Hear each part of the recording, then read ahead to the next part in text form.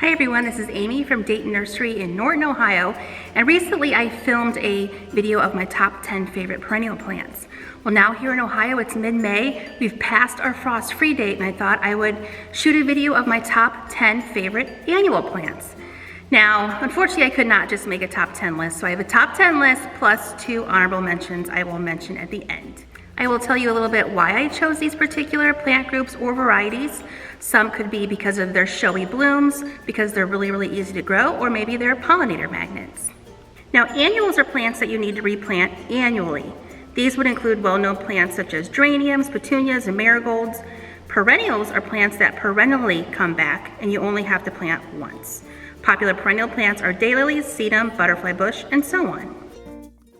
Just keep in mind when you're watching this video, these plants may be out of season depending on the time of year. And if you're watching this video early in the year, these plants may not quite be ready yet. So if you come in looking for these plants and they're sold out, we are very sorry, but you may just have to check at a different time of year. So my list today are annuals for our area here in Northeast Ohio. So if you're further south than us, these plants may come back for you. But I say, hey, let's just get started. My number one plant, my favorite annual, is the ROCKIN series of Salvia, or the black and blue annual Salvia. This made my top 10 list because pollinators just love it. This would include bees, butterflies, and hummingbirds as well. Many different varieties are available in an array of colors, usually ranging from fuchsias, purples, and blues. This plant is a continuous bloomer all summer long without any deadheading. Plus, you can trim it back repeatedly to the size or shape you want it, and it will branch out and become thicker and even more full of flowers. It adds a tall, dramatic, and colorful accent to any garden or mixed combination pot. Most varieties can grow upwards of 30 inches tall or more by 18 to 24 inches wide or more. Plus, it's resistant to deer. The number 2 plant on my list is an annual verbena called Meteor Shower. Now, we planted this one outside of the Albarn Market, I think the last 2 years, and boy was I impressed with it. It bloomed and bloomed and bloomed, and the pollinators went crazy for it. Plus, the small plants we started with ended up being full and lush by midsummer. The lilac purple blooms look like lollipops on the deep green foliage.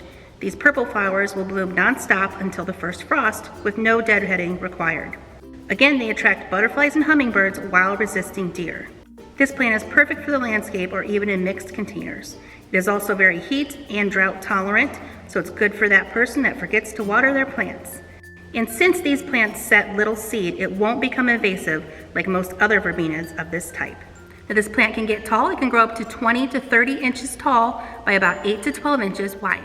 Now, my number 3 plant on the list is a bit controversial because it has a controversial name, but is an annual milkweed called the hairy balls milkweed, also referred to as Gomphocarpus physocarpus. Plus, it has a plethora of other common names, including balloon plant, balloon cottonbush, balloon milkweed, bishop's balls, elephant balls, hairy balls, monkey balls, swan plant, and many others. So does this plant have a funny name? Sure does. Does this plant have really pretty flowers? It sure does. But what really sets this plant apart is that the monarch caterpillars just love it. Be sure to plant several, as just a few caterpillars can decimate a plant within a few days. But hey, that is why we grow it. Another key feature of this plant are the inflated light green hairy balls. The stems with the pods can be cut and used in fresh and dried floral arrangements. This plant can get big, fast, sometimes up to 5 to 6 foot tall, but usually just to 3 to 4 foot tall here in Ohio. The width can be up to 2 to 3 feet. Now, this plant is very easy to grow from seed that you may have harvested the prior year, or from starter plants, which you can get somewhere like here at Dayton Nursery. But what I did read, and I don't know if it's true or not because I have not tried, is to be sure to plant at least 2 plants. This way it'll be better at setting seed, viable seed, especially if you want to grab that seed for planting the next season. My number 4 plant today is the dahlia. Dahlia can be grown from a tuber, which you can purchase just the tuber in the garden center, or the already grown plant, probably with blooms on it already. I chose this particular plant group because of the showy, colorful, and sometimes very large flowers that are available in all colors of the rainbow, almost with different flower shapes such as pom-pom, anemone, cactus, dinner plate, and more. If you are looking for a show-stopping centerpiece in a mixed container, then a dahlia is a great choice.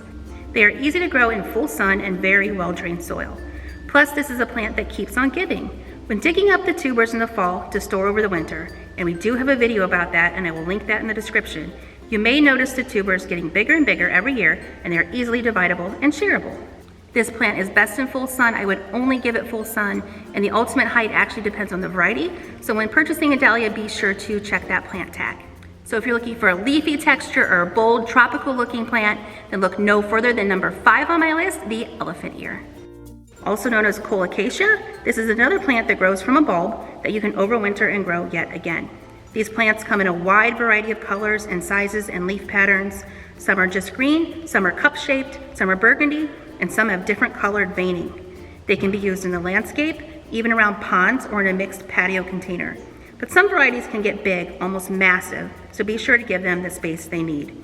We grow a lot of the Thailand giant variety in pots for our parking lot, and they take up the entire 20-gallon pot by the end of the growing season. Now, some varieties can tolerate sun, some varieties can tolerate shade. I would suggest after a little bit of afternoon shade so that the leaves don't burn, but all of them like and prefer moist soil. The number 6 plant on my list I chose for many reasons, but the number 1 reason is because it is an excellent cut flower, and that is the zinnia. Zinnias are large and colorful, easy to grow, and the perfect plant for landscapes or containers. Plus, they're relatively inexpensive.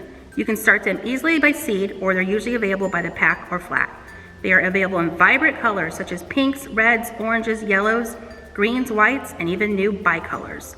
They are both heat and drought tolerant and thrive in full sun with well-drained soil is the key.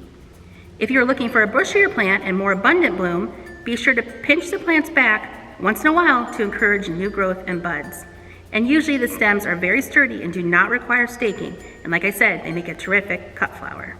Another plant that can tolerate dry soil and one that is very, very easy to grow and again attracts bees, butterflies, and hummingbirds is the lantana. My number 7 plant is very tough and drought tolerant and will do very well in any sunny spot. In fact, they are one of those plants that do well if you forget to water them for a few days. Each flower cluster is small, but they bloom in abundance, creating a mound of color all season long. Lantana comes in shades of yellow, orange, pink, purple, and most of them have multiple shades per flower cluster. Each plant could possibly reach 20 to 30 inches tall and wide by the end of the growing season. I usually plant lantana near the edge of a mixed container so that it fills an empty space and flows down the side like a spiller. The most popular annual of all time is number 8 on my list, and for good reason.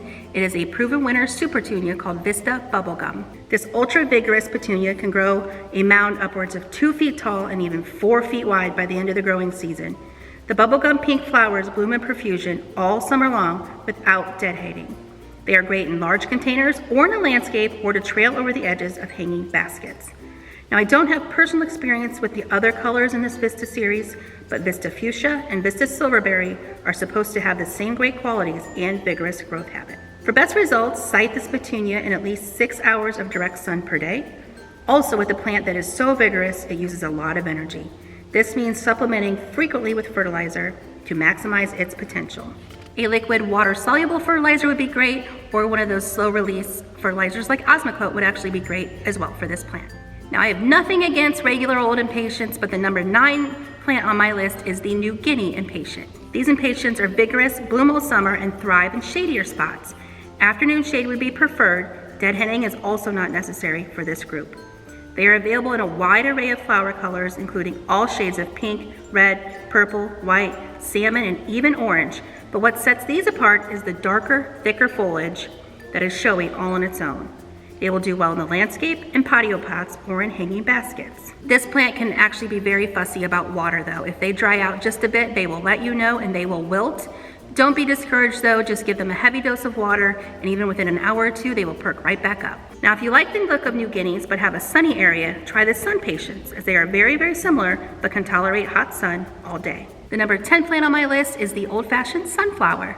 Sunflowers have come a long way, and the sheer number of varieties available by seed are astounding. Of course, sunflowers are available in yellow shades, but there are also seeds available for creamy white, dark burgundy, and even green. I am more partial to the smaller growing sunflowers that are used for cut flowers, not those huge 2-foot heads for sunflower seed production. They are very easy to grow from seed, can take drought and hot full sun, and are very forgiving if you do not water them for a few days.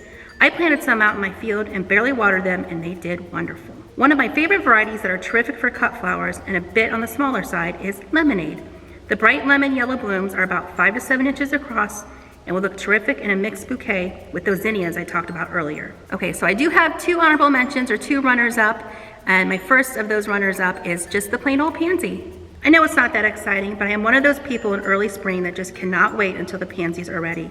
I don't care if it's 20 degrees and snowing, I am getting my pansies and filling my pots. They do very well through early spring and into late May, surviving our typical up and down weather of Ohio. They can take frost, freezes, and even snow cover over and over again. Now, one disadvantage of planting pansies so early in the spring is come late May into early June, they still look great, but you know that once summer hits, they are not going to tolerate that heat and that sun, so you have to pull them out. And then after the summer has ended, I want full pansies yet again, and they will often bloom through November or later. My favorite flower in the pansy family is one that looks like it has a face. It looks like it has 2 eyes, a mouth, and a nose to give it a lot of personality. My last honorable mention today is the cleome. It would have made my top 10 list, but I do not have enough sun on my patio to make this plant happy. But boy oh boy do they grow well here at the nursery in our parking lot beds. They can grow tall and stately, up to 2 to 4 feet tall. They're drought resistant, attracts birds, butterflies, and resistant to deer, plus bloom all summer long. You can use these in the landscape or even in mixed containers. Now, cleome can get a bad rap, as it can be somewhat stinky and sticky, but newer varieties, especially the proven winners varieties, have been improved and their reputation has been restored. Cleome is available in shades of pink and white with no deadheading necessary for continuous all summer bloom. Okay, so that's it for today. Did you like my list? Is there any that I forgot that are your favorite? Please let me know in the comments below. And if you enjoyed this video, please give it a thumbs up or a like and subscribe to our channel for more gardening content. Okay, we'll see you next time. Bye-bye.